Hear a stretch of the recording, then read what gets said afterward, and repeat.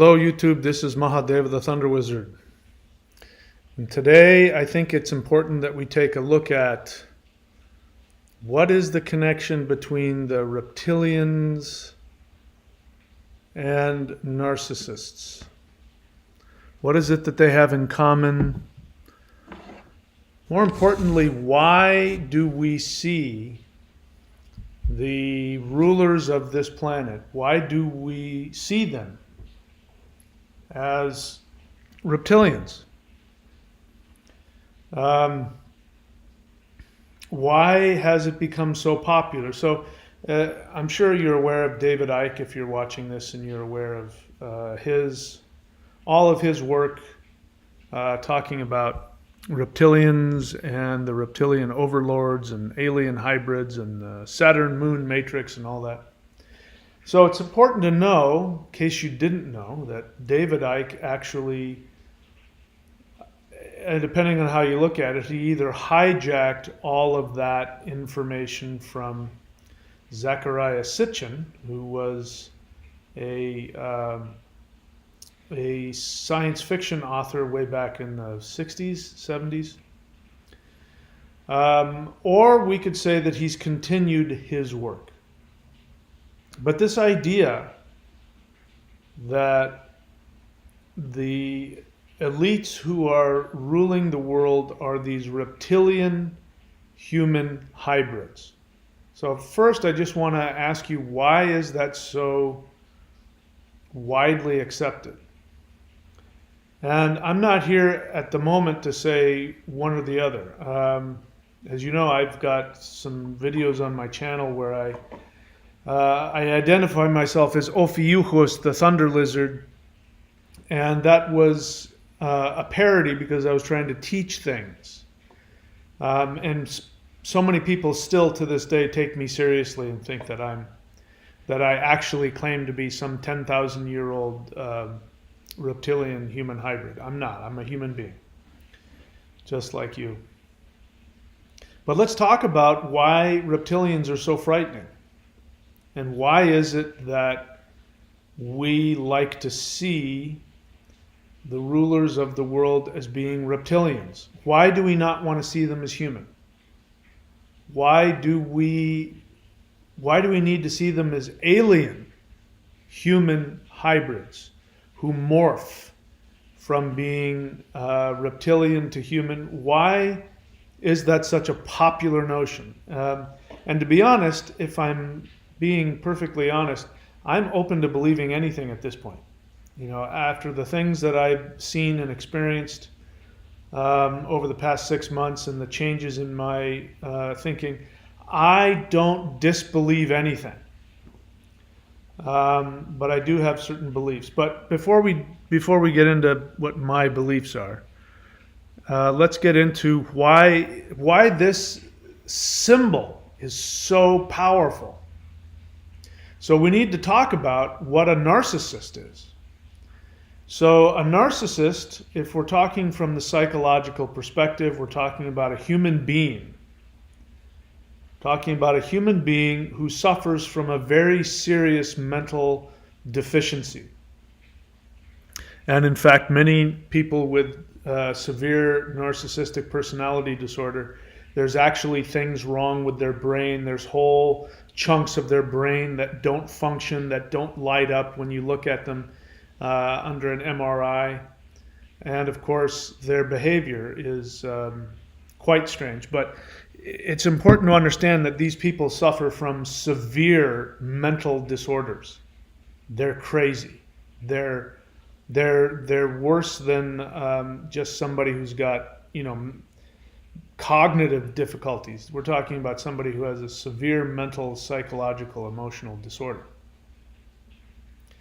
And if you've ever consciously interacted with one, or if you've had interactions with one that you've come to realize later had one of these narcissistic personality disorders, like narcissistic personality disorder, borderline personality disorder, things like that.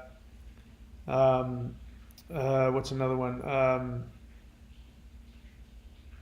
I forget. There's another one for people who just like need to destroy things and break the law and cause harm. There's another disorder specifically for that.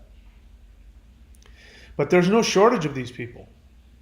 I mean, all you have to do is just go on Netflix, and there's no shortage of documentaries about people who actually turn out to be people with narcissistic personality disorder. And what is it about them that makes them so destructive? It's that they have no empathy. They have no ability to empathize with your feelings. They have no ability to say to themselves, wow, that person's in a lot of pain, or that would be very painful for that person, or that would be destructive to that person. No, they see everything, including every human, as an object that has no life or feelings in and of itself. In fact, there's a specific kind of narcissist which is called a psychopath. Not all narcissists are psychopaths, by the way. But a psychopath is a narcissist who actually gains a lot of pleasure from inflicting pain on other people. You know, serial killers are psychopaths. They not only they sexually get turned on by the fact somebody's in horrific pain, whether it's fright or physical pain, and they get off on killing, taking the life out of somebody.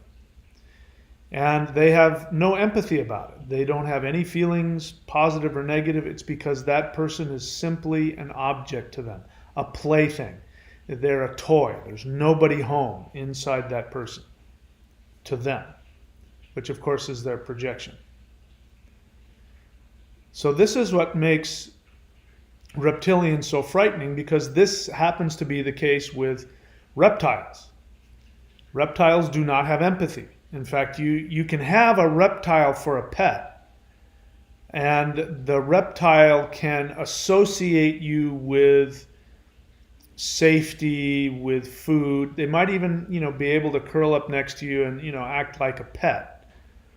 But the truth is, they don't have any real love for you. They might have a connection with you, a relationship, a need, but they don't have any real love for you because they don't have the ability to love. And this was explained by, there's a guy on YouTube who is now in my state of Florida, who rescues alligators and trains them and that sort of thing. And he was saying that, and he had his alligator with him, his alligator comes up and kisses him, and, he can play with his alligator and pet him and pick him up and treat him like a dog. And he looks and acts, he seems like he's his pet. And he says, make no mistake, this alligator is not my pet. This alligator does not love me. This alligator has no feelings of loyalty towards me. Yeah, we get along. He's my friend, and I don't have any fear. I can come into the pool with him. He's not going to attack me. I already know that. I've got him trained. But he's not my pet. He doesn't love me. He has no warm, squishy feelings for me at all. And he went on to say that if something were to happen to me, like if he were to get hit in the head by something, and if he were to be knocked out and he would start floating lifeless in the pool, he said this alligator would immediately eat me. If I started to go into spasms and had some kind of an attack, heart attack, or some kind of other kind of neurological attack, he said the alligator without hesitation would eat me and wouldn't think twice about it. And he went on to explain how he saw this for real life. He had a crocodile that he had, same thing, created a connection with, and this crocodile had a mate. And they were, it was his wife for all intents and purposes, and they got along and they were happy with each other and they always were together. And then one day the female crocodile flipped over and started going into spasm, and the crocodile just leapt over and just ate her. Like, they were just completely clueless. The moment that she stopped showing any signs of conscious awareness, she became food to him. And that is why we are so afraid of reptilians, because we have this feeling that they have no empathy for us. They do not see us as human beings. They do not see us as having emotions or value, that we are nothing to them. This is why we have this connection of the Matrix and reptilian overlords. Because the Matrix is where human beings are used as fuel. You take it one step further with reptilian overlords, and the reptilian overlords actually feed off of human emotions, human spirit, human energy. They feed off of it. So that's why you're told, by the way, I do not support this, but this is why you're told by a lot of people who believe in these things, that you should not go into the light, because the light is a false light, and it's the reptilians who are pretending to be beings of light so that they can seduce you into being reincarnated, so they can continue to feed off of your life essence and your soul. Now, actually, that strategy is completely the opposite of what you want to do. You want to do the actual opposite of that. If you decide to pass away tonight while I'm talking, go straight into the light. Then you'll never have to reincarnate if you don't want to. So I've got some notes and I've got some questions that I want to ask myself. So what of these qualities do the elite corporatocrats? We have try and use a word we all understand. So we are currently in what's called a corporatocracy. So you've heard of a monarchy, right? A monarchy is when there's one person, mono-archy, rule, monarchy. You have a king who rules over you, a queen who rules over you. That is a monarch. A corporatocracy, as opposed to a democracy, right? A corporatocracy means that you live in a society that is run by corporations. And there's a handful of corporations, and there's a handful of extremely rich people who run these corporations, who are running the world. And I need not explain to you the connection of the picture here. But these are the people who are making all of the decisions for us.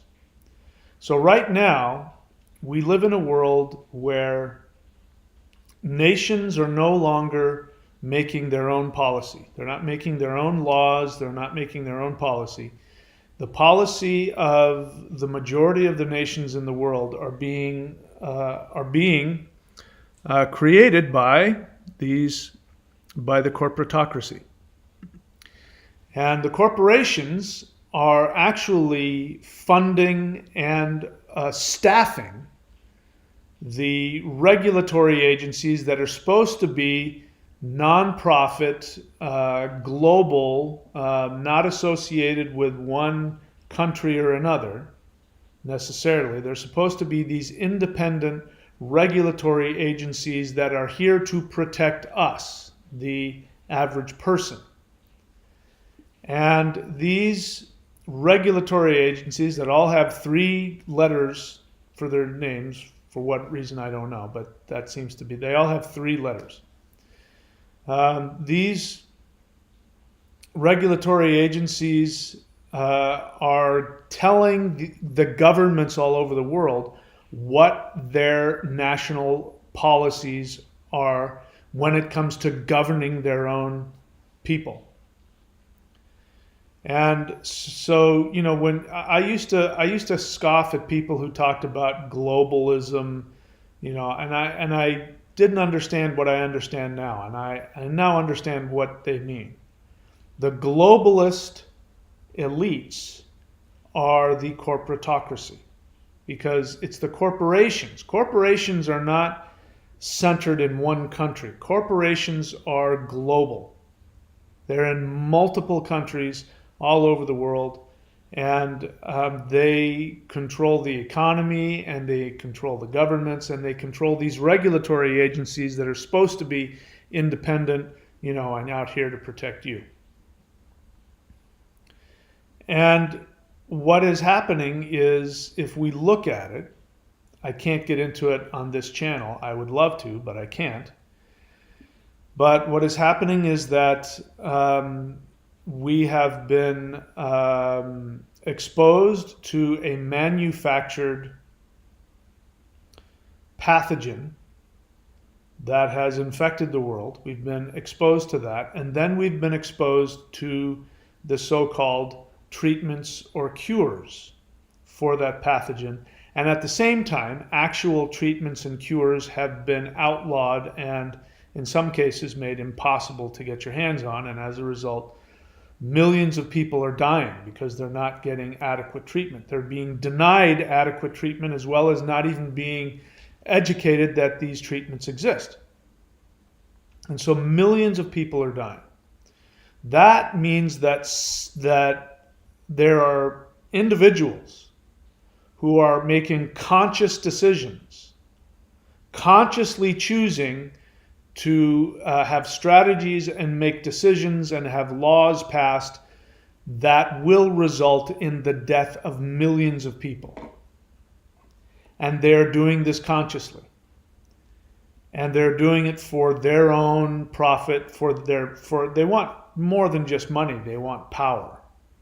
They want complete access to you. So here's an interesting thing to know about narcissists, like, con men and narcissists of all kinds, is that they study you.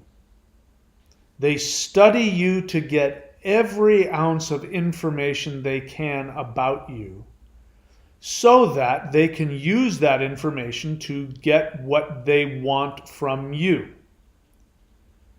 And the moment that you no longer serve a function for them, they discard you, destroy you, and in many cases will kill you if you no longer serve them. I'm talking about psychopaths and sociopaths. And the bottom line here is that these people have no empathy for anybody other than themselves. The other thing about narcissists is that they're never satisfied. So there's never enough power. To understand a narcissist is that a narcissist, and this is why I think it's more important to understand that these people are narcissists, instead of wanting to describe them as alien human. I understand alien human because you can't relate to them. Why would a human being be so cruel to another human being? It's easier to see them as being non-human, to see them as being even alien from another planet, because we can't understand them. So that makes it easy for us to comprehend it and to create this mythology around these very evil, very powerful people who are humans, who are treating us as though we are not human, that we're not equal to them, and they treat us the same way that scientists treat lab animals. They get animals and put them into, cut them open while they're alive, and do all kinds of horrific, crazy things to them, and then just throw their bodies out in the trash. And we experience that because these narcissistic, psychopathic, corporatocrats, corporocrat, I don't know what word, you know what I'm trying to say. The rulers of this world, these psychopathic, sociopathic rulers of the world, they treat us that way. And so it's the only way for us to comprehend. But it doesn't serve us. So I think we should get rid of that. That is a childhood projection. Children are afraid of what's in the closet. They're afraid of what they don't understand. We can't understand. These people are so wealthy. In case you didn't know, over the last year, which was the year of the pandemic, the richest people in the world, billionaires, doubled their income, doubled it. So they were already insanely rich. Billions and billions and billions of dollars. Individuals have billions of dollars. I mean, there's no way that any human being could spend all that money in 100 lifetimes. It's just not possible. They obviously don't need that. And yet, they found a way to double their income. So they're twice as rich as they were a year ago. And I don't see any of them. I don't see any of them writing checks. Hey, people of the United States, I'm Bill Gates, I'm Jeff Bezos. I have more money than countries. There are so many countries in the world that don't have anywhere near as much money as I have. I can't spend there's no way I could spend all this. Here's what I'm going to do. I'm going to write a relief check and give every United States citizen $10,000. They could totally afford to do that.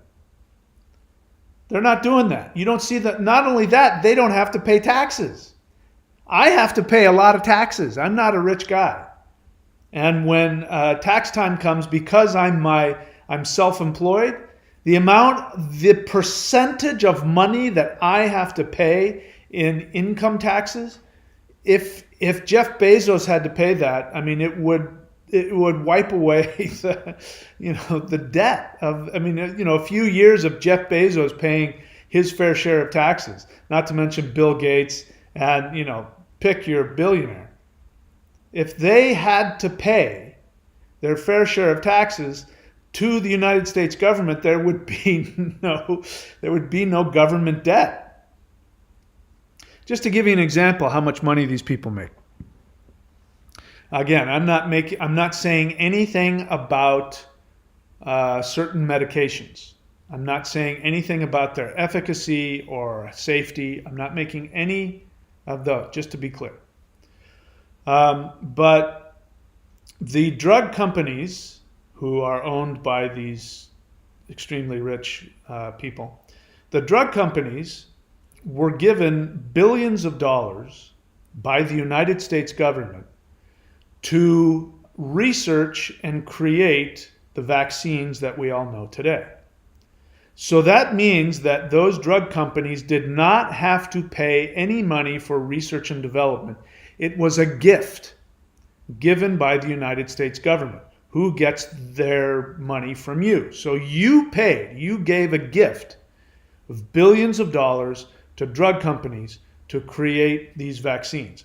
Once these vaccines were created, they were then sold to the U.S. government because the U.S. government authorized an emergency use authorization, which means, by the way, that they don't have to do any advertising. So they didn't spend any money in research and development, and they didn't spend any money in advertising. And then on top of that, not only were they paid to create this, once they've created it, they were then paid again by the U.S. government to receive that product. And then that product was mandated to all of its citizens who paid for it twice. We were repaid. We weren't given back any money to pay back the free gift that was given to them for the research and development. We weren't paid anything. In fact, people who refused to take the mandate ended up losing their ability to hold down their jobs. Now, that law has been changed, but there are people who have made very serious decisions about their health because they thought they were going to be forced to do it or they wouldn't be able to eat. They would be homeless if they didn't. Everything I just described, without getting into the efficacy or the safety of such medications, what that process that I just described is about as sociopathic an interaction with human beings as you can get. And they're not done by any stretch of the imagination. This is only the beginning. If we allow them, they will continue to manufacture worldwide crises that will give these regulatory agencies that all have 3 letters to their name, who are funded for and staffed by the drug companies and the corporations. These agencies will continue to make laws that apply to everybody that force you to not only be forced to make decisions about your health, your information will, I lived this in Australia, just to give you an example. In Australia and in other parts of the United States, I know this is happening. But in Australia, everywhere I went, I had to, on my phone, I had to go and check in with my phone so that the government knew where I was all the time. They knew what stores I went to, or what I bought. They knew everything I was doing, under the guise of, we need to track people to make sure that they're safe. And the idea is, what you're being told is that if you do this, then if there's an outbreak, we can notify you and you can be safe. But here's what's actually happened. Long before Omicron exploded in Australia, one individual tested positive for COVID, and he went to 2 or 3 different bars and restaurants. And simply because he went in and showed his thing and was at these bars or restaurants, it turned out that, if I remember, it was something like 4,000 people were forced to stay home for 2 weeks. So they weren't signing up for that. They were signing up for, you're going to tell me when I need to worry in case something's going on, where to stay away from, and should I go get tested? And, they weren't told that, if you go and you let people know where you are at all times, we might call you and, put a gun to your head and say, you have to stay home and you can't work and you can't go anywhere for 2 weeks. They would be, no, I'm not sick. I'm fine. You can't, this is the kind of control that these people are looking to have over you. And narcissists love having all the information they can possibly have about you so they can use it against you to control you. Control everything you say, everything you do. Narcissists suffer. They're in tremendous pain. So any of these people who are making billions and billions of dollars off of, the things that they're making money off of, there's no happiness within them. They are miserable. They're not just unhappy, they are psychotically miserable, and they are driven. It's never enough. There will never be enough control for them. They can never control enough people. They can never have enough money.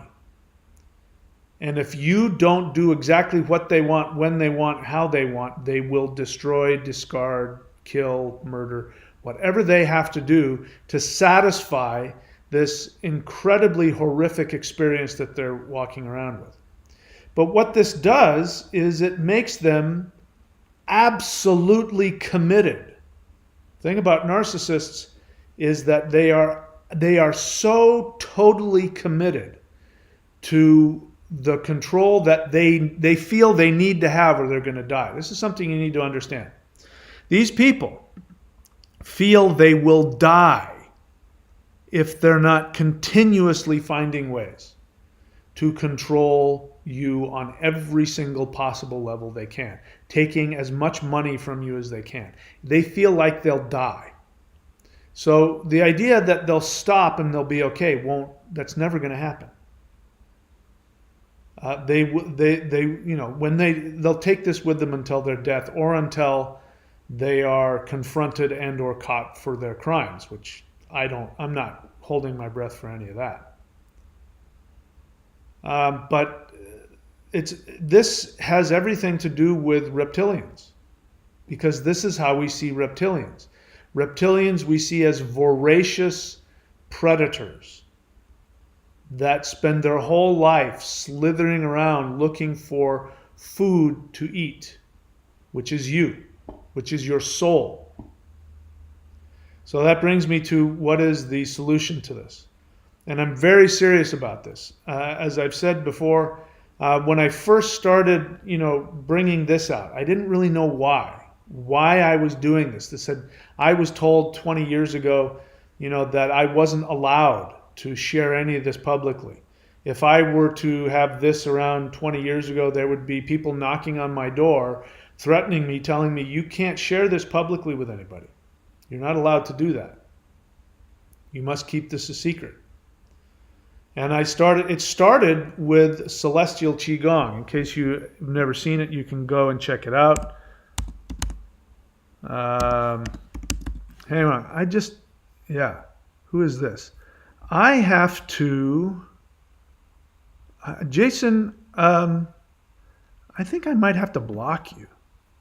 You're just spamming all of the, anyway, let's put them in a timeout. I can't figure out if you're a troll or not, but I may have to block you. You're not respecting this thing. Anyway, the chat. CelestialQigong.com. You can go there. I first released that. It had to have been 12 years ago, something like that. And at that time, I was still in contact and working with my teacher. And I talked to him about it, and I got permission. Can I make these DVDs? Can I make this practice? I've reverse engineered my own Qigong, which now I realize is much more powerful than I had anticipated. And he said, yes, you have my permission. Go right ahead. Do whatever you need to do. But the moment that I released it, he broke off all contact with me. And then he went online and started a smear campaign about me, and he attacked my reputation, personally, and said all kinds of horrible things about me. And I haven't had any interaction with him since, of course. But that just gives you an idea of, how much resistance there was to me sharing this information. And now I understand why I feel so strongly about it. Because never before in history has any of us been under such danger of literally losing our souls. Now, nobody can take your soul away. Nobody can do anything to take your soul away. Reptilians cannot eat your soul. But they can do a lot of things and make life, make mandates and controls and laws and change society, with all the virtue signaling and all of the social credits and all the other crazy codependent nonsense that is going on, which is the sign of a cult. That's how cults work. We think of cults as being these small little organizations, like, relatively small, like, the NXIVM cult or Scientology. There's a limited number of people. But we're talking about an entire global society that has the mindset of a cult, with the virtue signaling, the shaming of people. If you're not part of us, you're one of them. If you don't do exactly what I do, if you don't believe the things that I believe, then you're, one of the evil ones. You're the dirty ones. You're the dangerous ones. And I'm not even making that up. That's the kind of stuff people say about those who aren't following the government mandated mindset. And we're living now in a cult that is ruled by sociopathic narcissists. And all cults are. The person at the top, who is seen as the all-powerful ruler whose word is, divinely inspired, that person always turns out to be a sociopathic narcissist. When you look underneath, you find there's always sociopathic abuse, sexual abuse, because they're narcissists. They can't tolerate anybody having their own life. You are just a puppet for them. And they get off on having all of your power. You're not allowed to have anything of your own. You have to give everything over to the cult. And this is exactly what's happening. And, I just joined a gym when I got here to Florida, Planet Fitness. And when I walked in, they wanted me to have, an app on my phone so that I would walk in and use my phone. And I said, I'm not doing that. I just came from a country that made you do that to go anywhere. I said, you're not doing that. I'm happy to give you my phone number and you can type my phone number in when I come in, but I'm not giving you access to me through I'm not going to do that anymore, to the best of my ability. But that's where it's headed. That everything you are, everything you do, and it's already going on. The fact that you're on, that you have a phone, the fact that you're on the internet, if you have any interaction on the internet whatsoever, a ton of information has already been uploaded. They know what you do, where you go, what websites you watch, what you buy. Did you find it interesting that Facebook already knows exactly what you were just thinking about? I was thinking, and they just know exactly because they're tracking you on every possible way that they can. This is just the beginning. And if we allow them to, what will end up happening, especially because of this reptilian right here, some of his efforts are quite unbelievable. But what will end up happening is that you won't get access to your money if you do not end up doing things like having things implanted in you, which is already happening. If you don't follow the rules and if you're not part of whatever medical experiment that they're doing or whatever the three-lettered regulatory agencies demand that you do, and those of you who have gotten the jibby jab, you already know that you've given over, when you go there, you give over your social security number. You're on a list now. Those of you who've gotten the jibby jab, you are on a list and people can look you up. And I was experiencing this in Australia, which is one of the reasons that I had to leave, but even if I didn't, I would have left for that reason anyway. Because they're setting things up where you can't go anywhere unless you're on this list. And if you get a fake passport, like a fake, jibby jab passport, they know. They'll be able to figure out if you're on the list. And you're going to be on a list, and they're going to know all of your health history, your mental health history. They're going to know all kinds of stuff about you. And they're going to come up with reasons to deny you access to your money. The banks will no longer be someplace you can go in and take money out. You're going to have this passport and that app and this thing if we let them. That's where it's headed.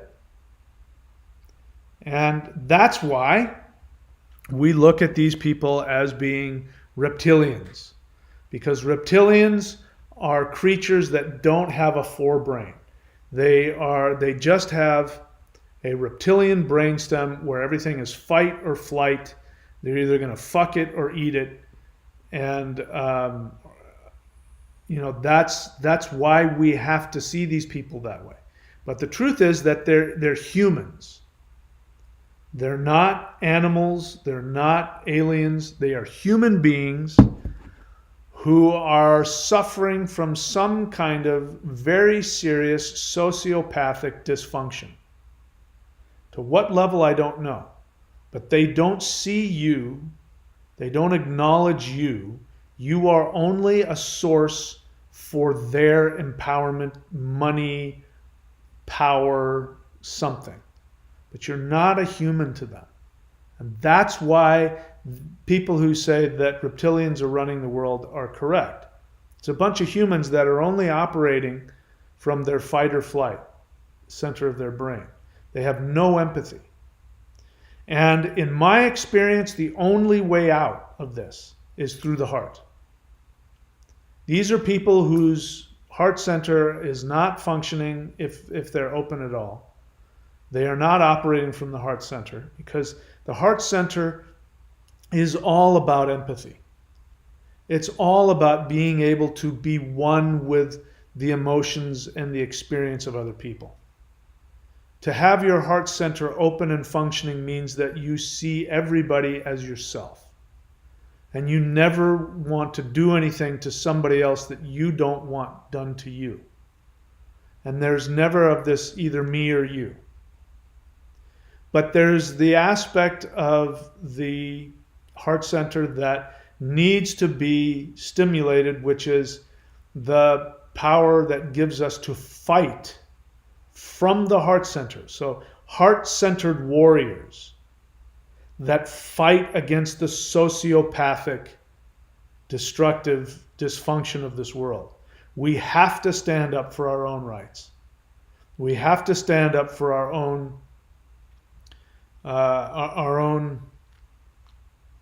boundaries.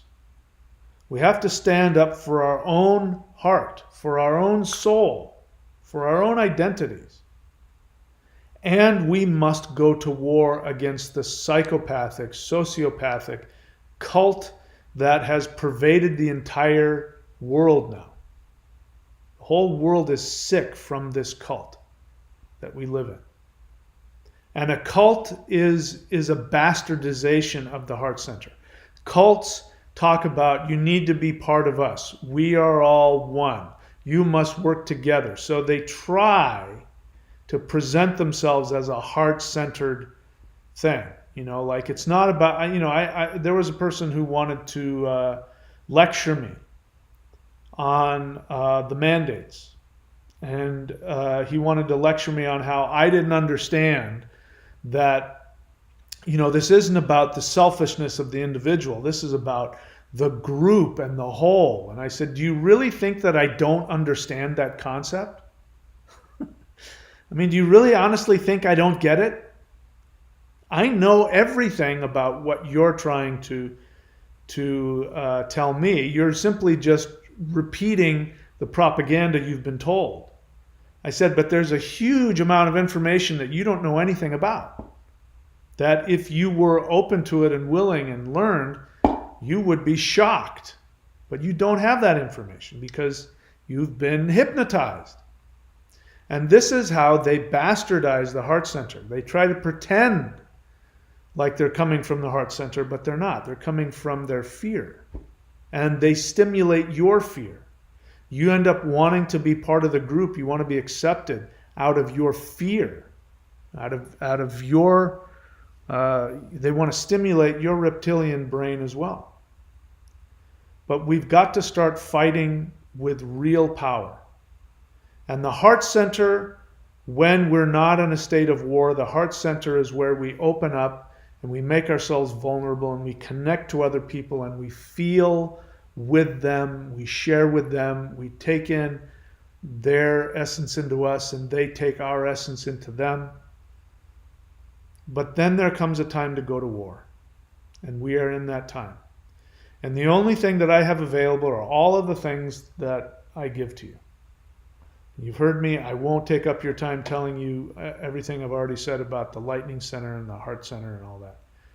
But I invite you to take a look at all of that. And if nothing else, please, even if you're not subscribed or any of that stuff, please go onto the channel, learn how to search within the channel, do the if anything else, if you really want some power, go do the Awakening the Immortals Qigong. You can also do the Heaven Earth Qigong meditation. You can do Thor's belt, Qigong. There's no shortage of things you can do. Please do it. Let's go to war. Let's destroy the reptilian control cult over our world. All right, so I'm done preaching. If you have any questions, I'm happy to take it. This is a question and answer. The way it works is if you have a question, please write the word question in all caps and then ask me your question. If you have a feeling, please feel free to share your honest feelings. And let me take a look and see if there's anything. So Thundra Staves Rangel says hello. You should go check out her website. Thundra, THUNDRA thunderwizard.com. She is one of my certified apprentices in multiple things, and she has her own stuff going on as well. And then, of course, way up at the top here, we have vincent.thunderwizard.com. Go check him out. That is his website, vincent.thunderwizard.com. He's a certified astrologer and life coach, healer. Go check him out. All right, what else? I got rid of Jason Roberts, and the reason why there was one, Jason Roberts was just, you were just spamming I don't know what your intentions were, but you were just spamming it with a bunch of stuff. So you're probably new to the channel, and that's not what we do here. If you have a question, please feel free to ask it. Anyway, I didn't mean to delete all of your, let me see. Jason Roberts' question. All right, so I didn't mean to delete those questions. Questions. Let me see. Okay, so Jason Roberts says, were those kind of folks born that way or mistreated, etc., etc., etc.? I don't know. Jason Roberts' question. But are we taught humans have a reptilian part of our brain? Yes, we are. Is this a genetic situation? We all have it. I mean, do you not understand the concept? Your brain, you have this, all of the matter in your brain, and then at the base of your brain, you have this thing that, that your brain sits on top of. This is your fight or flight. This is called your reptilian brainstem, because all animals have this very primitive brain, which is about fight or flight, fuck it or eat it. And that's called your reptilian brain. We all have one. So have you not heard that? We all have it. And you operate from it, there's nothing wrong with it. But the idea is to also have the other parts of your brain that you use, and also your spiritual center and all that. So do you not understand that?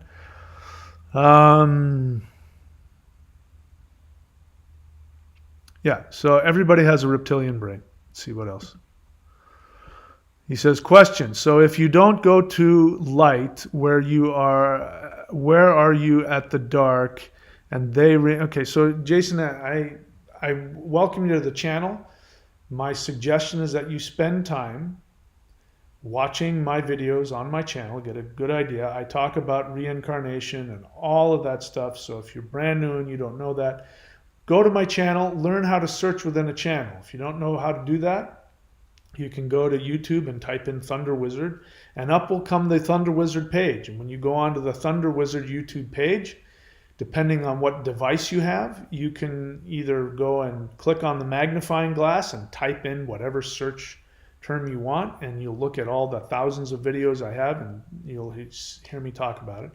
Or if you're on a tablet or a phone, there's some menu in there, or sub-menu, that allow you to search, enter a search term. Learn how to do that. Also, do me a favor and learn how to just ask one question. Don't ask 65 questions on top of each other. It makes it challenging. So, I've already answered all those questions before. Reincarnation, all that stuff. Raymond Avich, Demon Slayer. Question. In your opinion, can this global situation be part of a larger plan? I don't understand. How much larger can you get than the entire Earth? Some people say that because of isolation, there will be much more deaths from alcoholism. Okay, so I think that's part of it. I don't think that's part of the larger plan. I think that's just what happens when people are disconnected from others. when our hearts are disconnected from others, when right now I'm on YouTube and I'm not allowed to share my honest truth because they can deplatform me. If I go to Facebook, I can be deplatformed on Facebook. So that's part of the plan to control you, is to control information and to prevent individuals from communicating with each other. So that can result in all kinds of things that you just mentioned. I don't know that that's part of the larger plan. That's just part of what they're doing.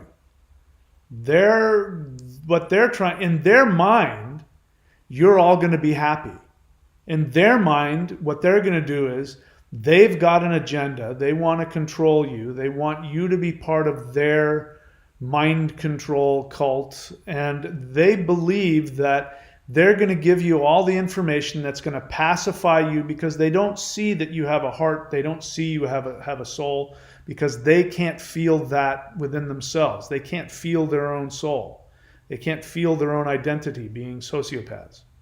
So they think that they know what they can tell you that will pacify you and make you happy.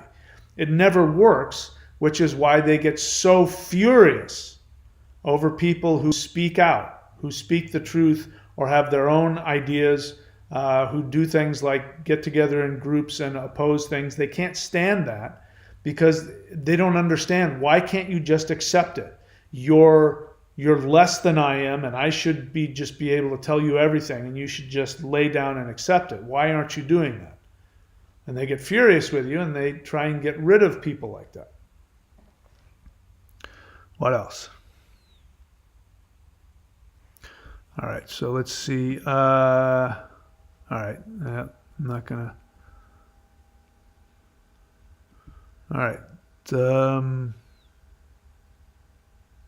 Silky is bored, so feel free to go somewhere else. See you later.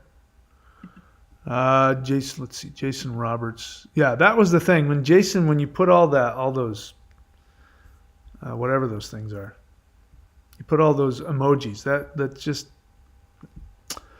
I felt like you were trolling the channel. Anyway, is there another question here?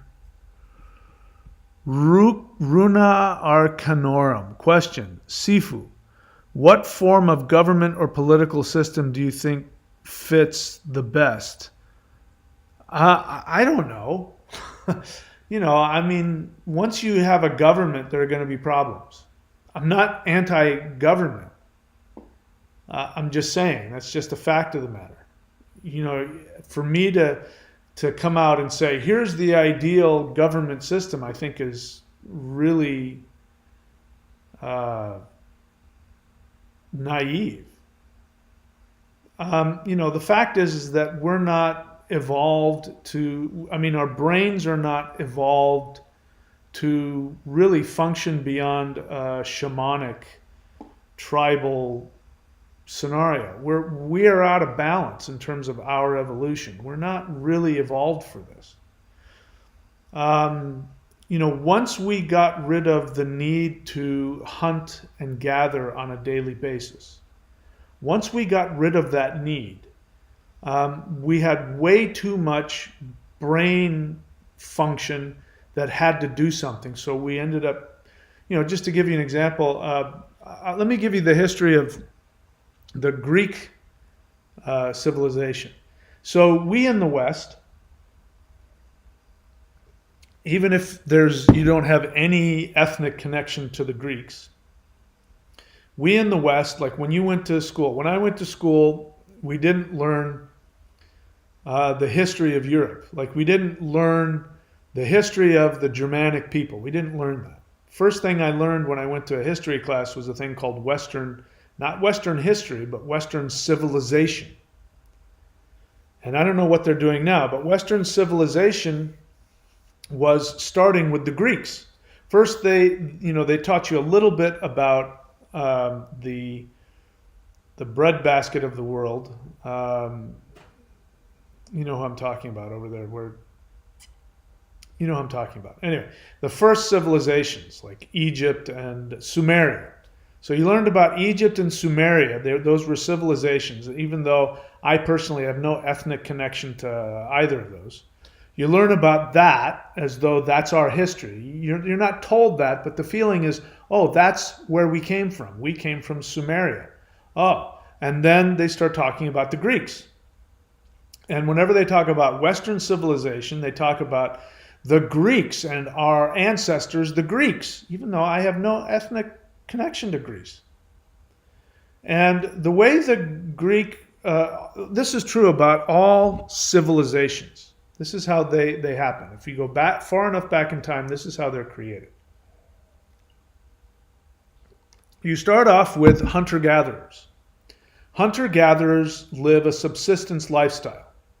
They have to have a spiritual practice, because if you don't have any animals and you don't have any crops, and you are just a human being walking around and you need to find shelter and food and water, and you're completely dependent upon the earth to provide all these things for you, you have to have a shamanic spiritual practice, because if not, people die. Humans would die if they didn't have access to where all the food was and everything like that. So the Greeks were that as well. They were hunter-gatherers, etc., etc. And so what ended up happening is that at some point, and this is true, by the way, with all empires, at some point they decide that they're going to grow their own crops. So they figure out grains. Oh, grains are, you can grow tons of grain, and that'll give you food, and you make that the basis of your food is grain. And then you've got goats or cows or something like that for milk, and so you can survive off of that, and you start to farm. And then they start realizing, wow, we've got all this grain, and these other tribes come and they steal your grain because they want to eat too. And so then what ends up happening is you have to take all the grain and you have to put them in silos so that they're protected in little buildings. Now people still want to steal your grain, so you take all of your farmers and you give them swords and you put them, and they guard the silos, and now there's nobody left to farm the grain. You're already out of balance from the earth. The earth is no longer providing for you on a daily basis. You're now all about getting as much as you can and storing it, and then you have to protect it. So those farmers then become soldiers, and there's nobody to farm the grain. So those soldiers go out and they conquer the hunter-gatherers that are around them. They gather them, enslave them, and they make them do the farming for them. And it just keeps growing and growing and growing. The more grain that they have, the more soldiers that they need. And then they build these cities. And then you have these city-states. And then inside the cities, you have all of the people that used to be the farmers, who used to be these hunter-gatherers. And now these hunter-gatherers and these farmers don't have a hell of a lot to do, because the slaves that they've conquered are doing all of the farming for them, or all of the mining or whatever else. And so they sit in these cities and they have to come up with something, so they start philosophizing. And what is Greek culture known for? It's known for its philosophy, which, I got nothing against philosophy, but the truth of the matter is you're thinking about things that aren't practical anymore. These things have nothing to do with solving your everyday problems. You start, for instance, like, Buddhists their philosophy, they can't figure out whether human beings have a soul or not, and what is the self. And they argue with each other, they fight with each other, and that information has nothing to do with being happy and being prosperous and being safe and being healthy. It's about this, there's intellectual nonsense that has nothing to do with practical everyday reality. That's what ends up happening when people disconnect from the earth. So if you were to ask me what is the best type of government, I would say, people who lived in connection with the earth. But that's never going to happen again. We've figured out how to, get all the food that we need. I just came back from the grocery store. It's this huge building, and it's not only one. If you go a few blocks, there's another one. There's another, a half a mile away over there. There's this huge building. that is the size of a city block, and it's filled with every single possible food and food preparation that you can imagine. And I don't have to do anything. I don't have to do any hunting or gathering. I just drive over there, and I don't even give them money anymore. I just put this plastic thing in something, and I push in some numbers, and I walk out with all the food that I need. That the food that I walk out with, if somebody 2,000 years ago was given that, that would be worth thousands and thousands of dollars, all that food. But for me, $50 or $100, I go in there and I get bags of, and we don't even have any awareness of it. We're not connected to our base connection to the earth anymore. So did I answer your question? I don't know what the answer is. We do need to evolve, and I'm doing the best I can to evolve myself and to give you the tools to help yourself evolve. What else?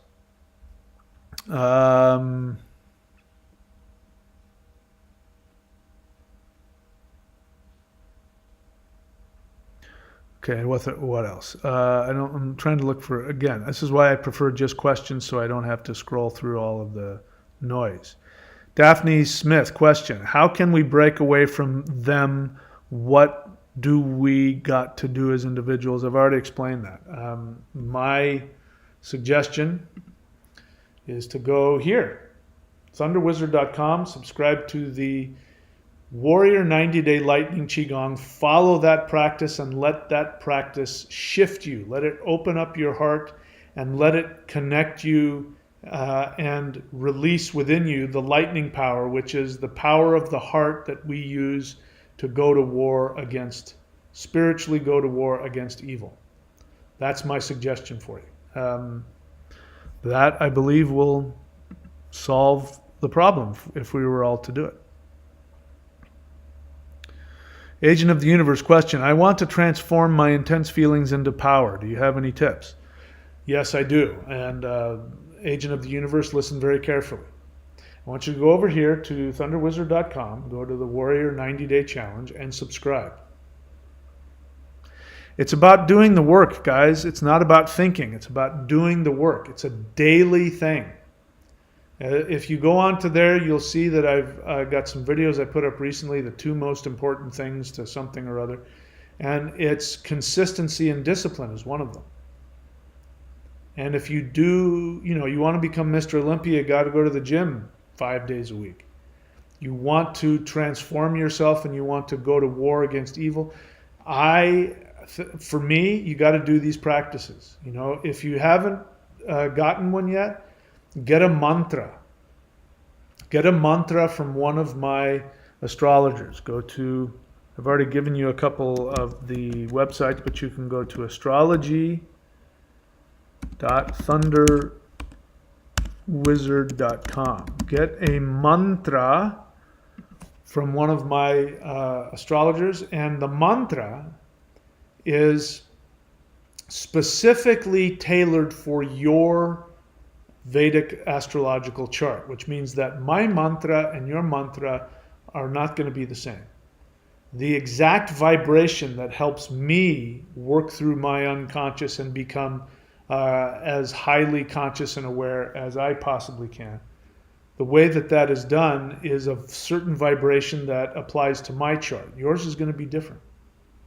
And once you have that, you can combine that with the Warrior 90-Day Lightning Qigong. That's the most, I'm telling you guys, if I challenge any of you to do any of the free things I've already listed, do it every single day.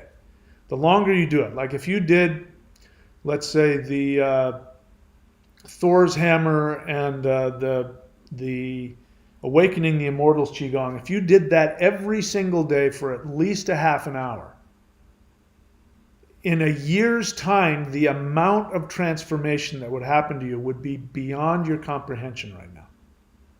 I challenge any of you to do any of these practices every single day for 1 month and come back here and say that nothing happened. I dare you. To my knowledge, nobody's done it. Do the action. Do the exercises. You don't want to pay for it? I've got no shortage of free stuff. There's no excuse It's not about talking. It's about changing our vibration, changing our consciousness. And that can only be done through disciplined action that you do every day. If you do it every day. And the thing to do is to find out how much you can tolerate doing. If you can't do a half an hour a day, that's too much, then do 20 minutes. 20 minutes is too much, do 15 minutes a day. 15 minutes is too much, do 10 minutes a day. If you do 10 minutes a day, every day, by the end of the year, if you do it for a year, I guarantee you, you will have shifted. You may not see it from day to day. The shift might be incremental. Things will come up. But when you look back over the year, you'll go, I have changed so much. I challenge you. Prove me wrong. What else?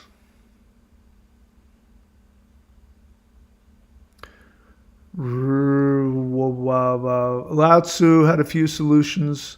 I don't know that Lao Tzu had any solutions about what was the right government. You know, he said things like, if you want to govern people, do it in such a way where they have no idea that you're governing them.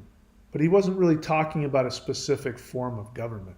These are just philosophical truths that if you apply them to life, you know, it's true about anything. You know, if you do something powerfully, you do it in such a way where nobody knows you're doing it. That would be one thing.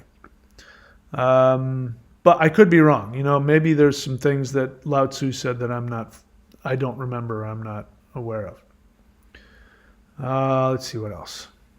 Agent of the universe, honest feeling. I feel sad, angry, and lonely, and I want the whole world to collapse and feel the pain of people like myself. I'm not going to judge that because that's a feeling. And the way to awareness is to be aware of your feelings, positive and negative, and to love yourself through them, which is what you did. Thank you for sharing that. Full-on double namaha. Question, how many generations will it take before this timeline where the black fire race and the white ice race... What is this? Where are you getting this stuff? This isn't anything I've ever talked about. Black fire race? Who is that? There is no such thing. Where did you come up with that?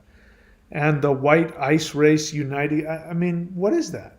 That sounds... I got to tell you, that sounds really racist. I don't know what your intention behind it was, but... How many generations is it going to... I don't know. I'm not interested in that. I'm interested in doing what I can. Practically look at my own life, be as happy, healthy, prosperous, and successful as I can be for as long as I can. That's all I care about. I mean, if you had talked to me a year ago, 2 years ago especially, I wouldn't have had any idea that what has transpired has transpired, and I wouldn't have had any idea. In fact, if you had told me that I would have made this video, I would have said that I don't believe that. That's ridiculous. I don't know what's going to happen tomorrow or the next day. How many generations is it going to take for... I don't know. It doesn't matter, man. Too much thinking. The thing is, I ask this about a lot. Even if I answer that question, how is that going to help you? If I answer the question, how many generations will it take before the black fire race and the white ice race unite again? How will that help you live your life? How will that help you be prosperous, happy, healthy, successful? It's all talk. You go on to say, I believe. That's not a question. Once you say, I believe, you're now throwing an opinion. And as you know, I'm not looking for your opinions. But you say, I believe reptoids are most scared of the white race and black race. You can have that opinion. I'm not going to talk you out of it. It sounds, again, if you were listening to the video, I'm saying there's no such thing as reptoids. We're talking about people. People have reptilian brainstems, and each one of us listening, if we operate from our fear in that moment, we are reptilian. So full-on double namaha. Pay attention, please. Pay attention to what I've been saying. You're free to have your own beliefs, but it sounds like you weren't, either you came on late or you weren't hearing me when I said that. Runa Arcanorum, honest feeling. Gratitude for your in-depth, detailed, and gut-felt answer. Well, you're welcome. I don't even remember what I said. Yogi, okay, that's not a question. Yeah. Full-on double namaha. Question, why do you think Valhalla is the same as Vallabhaya? I didn't say that. Who said that? Where are you getting this stuff? I never said that. I've never even heard of Vallabhaya. I don't even know what that means. I never said that Valhalla and Vallabhaya are the same thing. Where did you come up with that? Could you share some light on what you do think if those... Anyway, no, I've never heard of that. I have no idea what that is. Raymond Avich Demon Slayer, question about the fact that there is no excuse. Meaning there's no excuse for not doing the work. That's right. I mean, there's no shortage of free stuff. In fact, if you go onto my channel and you put the time and effort to, even if you just go to the playlists and you look for the energies and the practices and the rituals, there's no way you could master all of them in one lifetime, even the free stuff. So there is no excuse. There's no excuse for people not doing the work unless you just don't want to or you don't believe in it, which is a whole other thing. Now this is he says there's a question here. It says about the fact that there is no excuse. I do whole breath something minutes, but not every day because I don't know how to tolerate it. Is it okay to do what I think I'm willing to do? I don't know what you mean. So you mean you can't tolerate the energy? Is it okay? Is it okay to do what you're willing to do? I mean, yeah, of course. I don't make any rules about it. The point is I'm saying is that the most powerful change you'll get is if you do something consistently. So I would go on to say, why don't you figure out how much you can do on a daily basis? You can only do 3 minutes a day. You can tolerate that. It's important that you do it every day because if you do it a few days and then you stop for a few days, you regress back. Your unconscious mind is constantly trying to resist your evolution. That's why you have to do the ritual, the mantra, every single day. If you can't handle an hour's worth of practice, you do 10 minutes. Everybody has 10 minutes. You can do 10 minutes every day before you go to bed. And doing that every day, you push back against your unconscious resistance. You do it for a few days, you don't do it, your unconscious resistance comes back. So what you're telling me is that you can't tolerate your unconscious resistance to your own evolution. I understand that feeling, but it's just a feeling. So I'm not going to give you, I mean, you're free to do whatever you want. I'm not God and this isn't a cult and I don't need you to do or not do anything. But if you're asking my opinion, I think that you're allowing your unconscious mind to give you excuses. And I think what you really can't tolerate, Raymond, I know a little bit about you. I think what you really can't tolerate is the amount of change you're going to need to make to break away from your parents and be your own person. Your resistance is trying to pull you back into that, that codependent situation with your home life. So that's what you really can't tolerate. And, when you're willing to do, when your evolution becomes more important than whatever those drives are that keep pulling you back and, make you afraid, there's only one way out, and that's by taking action, as I've said that. And you can't take action if you let the feelings overwhelm you. One of the ways that you reprogram yourself is by taking action every day, doing rituals, doing the mantra and the qigong every day, even if it's for a few minutes a day. And eventually you break away enough, you have enough power, you're willing to then take the really fearless action that will give you the freedom, the success, the prosperity, and the happiness that you're looking for. Okay, 7 minutes. So you said I do the whole breath 7 minutes, but not every day. So, um, just not being able to tolerate it isn't an excuse. It's a feeling. 7 minutes? That's nothing. I know for a fact that you spend far more than 7 minutes watching television, on your phone, or playing games, or something. There's no way. I mean, 7 minutes is nothing. So there's really no reason not to be doing 7 minutes a day of the whole breath. There's no I mean, you can choose to do it or not do it, but there's really no thing. Anyway, full on double namaha. I don't know what Valabha is. I never said that Valhalla was Valabha. I don't know where you got that. You're confusing me with somebody else. I've never even seen that word before. 21st Century Weaver, Thunder Wizard. Okay, that's not a question. So if you have a question, the way it works is you write the word question in all caps so that I can see it. And then you ask me an honest question. You ask me about something that I teach. And you want me to explain something that you think I have the answer to that you don't about something that I teach. What you're asking me, I don't know what the heck any of this is. Do I know who Lynn is? What difference does it make? How does that information help you? Do I know any people that have the name Lynn? If I think about it, I'm sure I can come up with a few people who have that name. You're acting like there's one person named Lynn and I'm going to know exactly who she is. And I don't even know who you're talking about. What else? Okay. Scroll Bay, if you have a question, please write the word question. You say, what would a simple technique or mantra be for a beginner? All right, so this is where, again, you spend some time on my channel, go to my playlists and find it.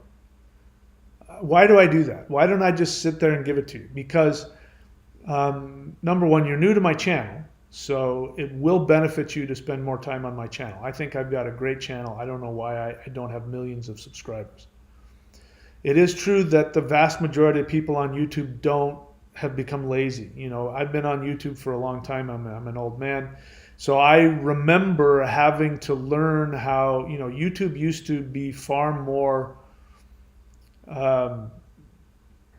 it used to encourage people to really learn about somebody's channel. So years ago, people were more likely to go into somebody's channel, look at their playlist, look at, search for keywords and look for and people don't now. YouTube is so massive and people are so easily distracted, and YouTube plays on that distraction that people really don't spend the time to research somebody's channel.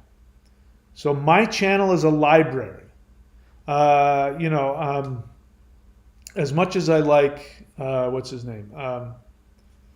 Whomever, just pick any vlogger or any podcaster.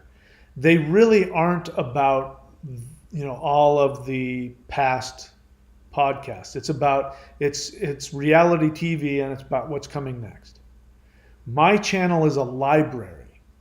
It's a library full of information, practices, techniques that can, if you apply them, completely change your life. But like any school, you have to put the time and effort to research it and do it.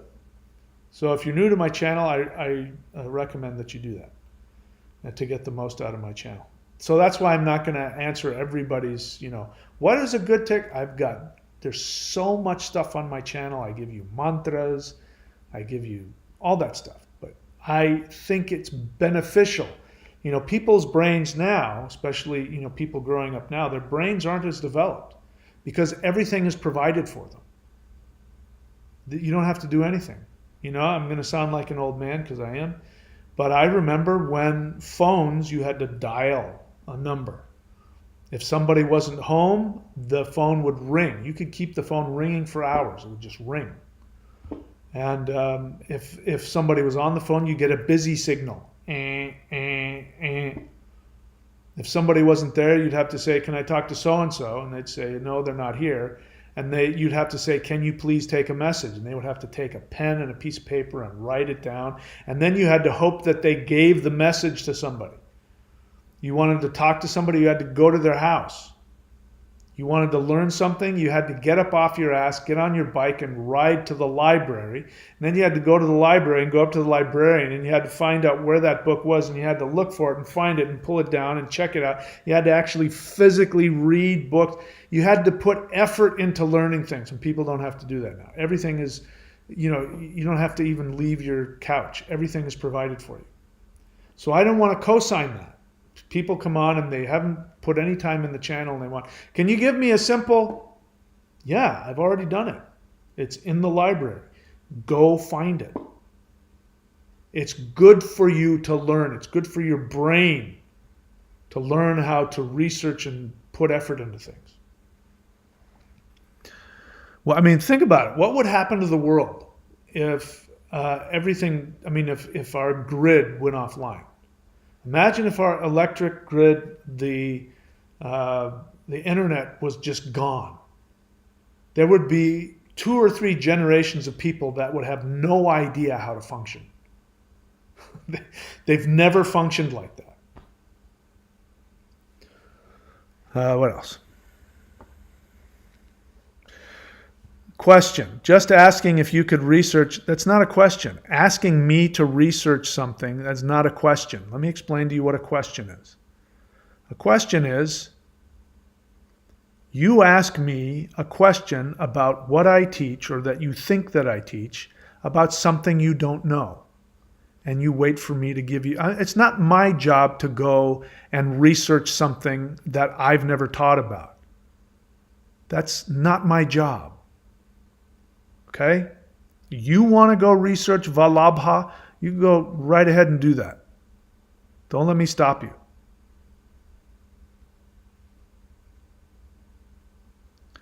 Yeah. And it was weird that you said that. I mean, you said, why do you think they're the same? That was a really weird question. Because I've never said that. And now the truth comes out. Now you want me to go and research it for you. Do your own research. You want to figure out Sanskrit, Vedic, Germanic connections? You can do what I did. You can spend years figuring it out. That's not something I've ever studied. So you can now go expand beyond things that I don't know, and you can know more than I do. Get up off your ass and do the work. It's not my job to do that for you. What else? Again, full-on double namaha. What happened to writing question in all caps? Anyway, you're asking me that same question again. It's not my job to do that for you. You've asked this question to a few people. Well, then stop asking other people to do your work for you. You go figure it out. If you want what I have on my channel, you're free to put the time and effort to learn what I have. And respect, and give me the respect by asking things that I teach. Don't ask me about stuff I don't teach. It's disrespectful and it's lazy. And I'm not here to co-sign your laziness. Go do the work. You will benefit if you do the work yourself. Anyway, any other questions? I don't see any other questions here. All right, so I've already done all the selling. So, if you want to open up the Lightning Center within your heart, you can go to Warrior 90-Day Challenge. Subscribe to thunderwizard.com. Now's the time to do it because it's the beginning of the month. And I challenge everybody listening to me. Go and do that. And if you don't feel a transformation within 30 days, come back on here and let me know. Unsubscribe, go on with your life. I guarantee you, if you do it diligently for, I give you 90 days, but even in 30 days, I guarantee you something will happen. And you will be another person that has a power that is normally dormant within the human body that can fight against the evil of this current reptilian corporatocracy that's running the world. I am going to actually, when I get off of this video, I'm actually going to put up the fifth element and raise the price. So you've got 10 minutes if you want to get in on that before I raise the price. The maushan.thunderwizard.com. Anything else? I don't think there's anything else. Please, all of the links are here. Put the time into going to them so you know all the stuff that's available for you, all of the tools available for your empowerment. Let's see. Thundra's. Oh, that was way earlier. Sorry. Anything since then? Raymond, oh my God. Do other people, when you come to them, do people go, oh my God, it's Raymond again? Question. So then if I, for example, do it for 2 days at a time and then increase the amount of days I do practice without stopping, it's still better than nothing. I don't know what to tell you, man. I've already told you everything. You're free to do whatever the hell you want. I'm telling you, if you want to overcome your resistance, which is obviously huge, then it behooves you to figure out how much per day you can tolerate and do it every day. And I encourage you, I believe you can do that. If I were to co-sign it and say, oh, Raymond, yeah, no, you can't do that. You can't do it every day. You don't have the ability. Yeah, you can do it once every 20 days. It's okay. You want me to talk down to you? Do you want me to treat you like you're less than human? Do you want me to look at you as though you're less than me? If I can do it, you can do it. I'm not going to co-sign whatever problems you have. This is the, what have I said? You said you were doing it 7 minutes a day. I'm not telling you to do it for an hour or 2 hours a day. I mean, why are you making such a huge deal out of it? Just do it or don't do it. Do it however you want. That's my suggestion. Do it every day. The discipline will change your nervous system, your mind. If you don't, you're more likely to stay trapped in your resistance. It's completely up to you. You're free to do whatever the heck you want. 21st Century Weaver. Why did you do that? The YouTube hid it. But you said, if you do and wish to speak with me, why would I want to speak with you? Anyway, I don't know what you're doing. Anyway, I'm not going to show that because it's taken away from my channel. All right, that's it for me, guys. I wish you all the best. If anything I've said has been hurtful or offensive to anybody, that is not my intention. That's just how I do things. I give the bitter truth. I give you tough love, but it's because I believe in you. I believe that everybody can overcome their limitations. And again, if I can do it, and I'm certainly not perfect by any stretch of the imagination, if I can do it, you can do it. All right, that's all for me. I wish you guys all the best. I'll see you next time I see you.